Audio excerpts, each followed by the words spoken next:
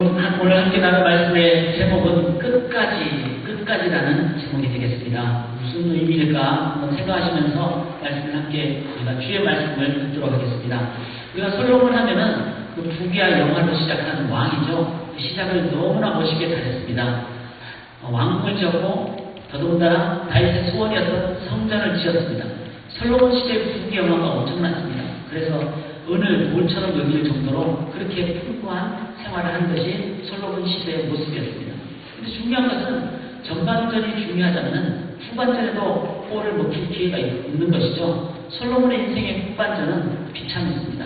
특별히 비참함 중에서 가장 큰 비참함은 내가 지금 죽는 순간에 내 자녀가 바른 길을 가지 못하는 것을 보고 바른 길로 돌아오지 못하는 것을 보고 죽게 되는 그 아버지의 심정이라는 것은 가장 큰 비참한 인생의 마지막 장면을 맞게 되는 것입니다. 솔로몬이 그랬습니다. 솔로몬은 전반전은 너무나 멋있었지만 후반전은 너무나 영적으로 어두웠을 뿐만 아니라 자신 죽어갔을 때 자신 이후에 나라가 두 쪽으로 나눠지는 분열되는 그 아픔과 어려움을 겪었습니다.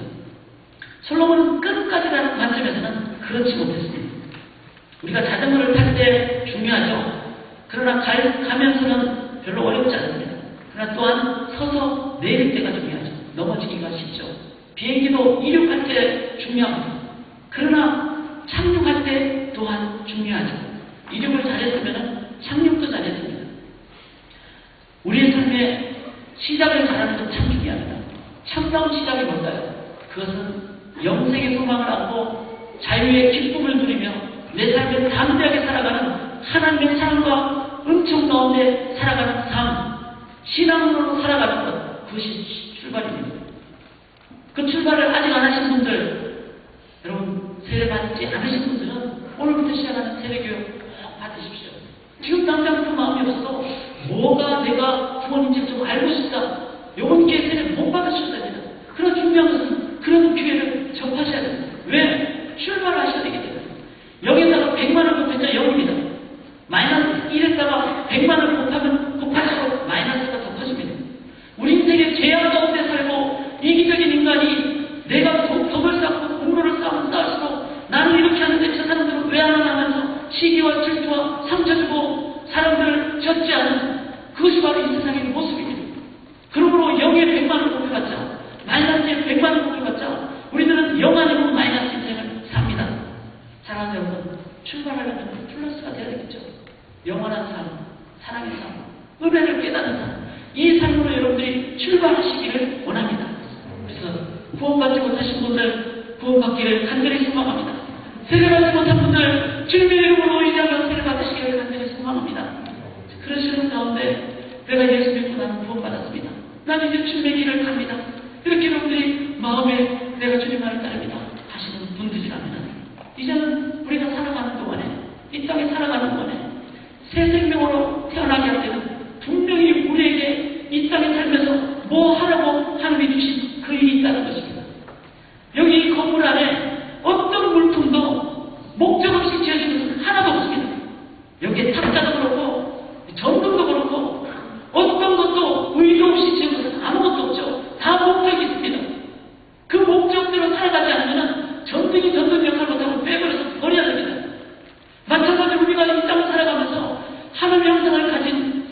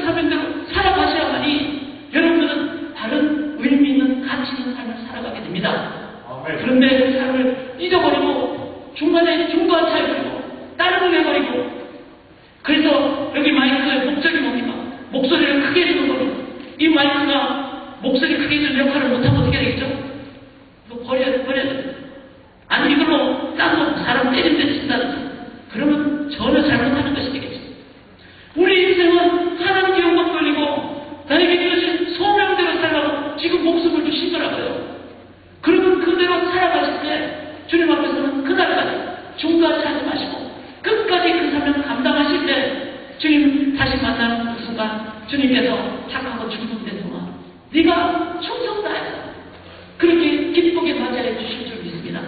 중간에 딴 일하다가 소위 말해서 딴 다니다가 어영부영 천국 가서 주님 만났는데 개념스럽게 어색하게 그렇게 만나지 마시고 우리가 서로 다시 만날 때도 우리 모두 충성다했습니다. 내가 끝까지 충성했습니다. 그렇게 해서 기쁨으로 서로 만나는 우리 성도님들 되시기를 주의 이름으로 간절히 기원합니다. 끝까지 하십시다. 끝까지.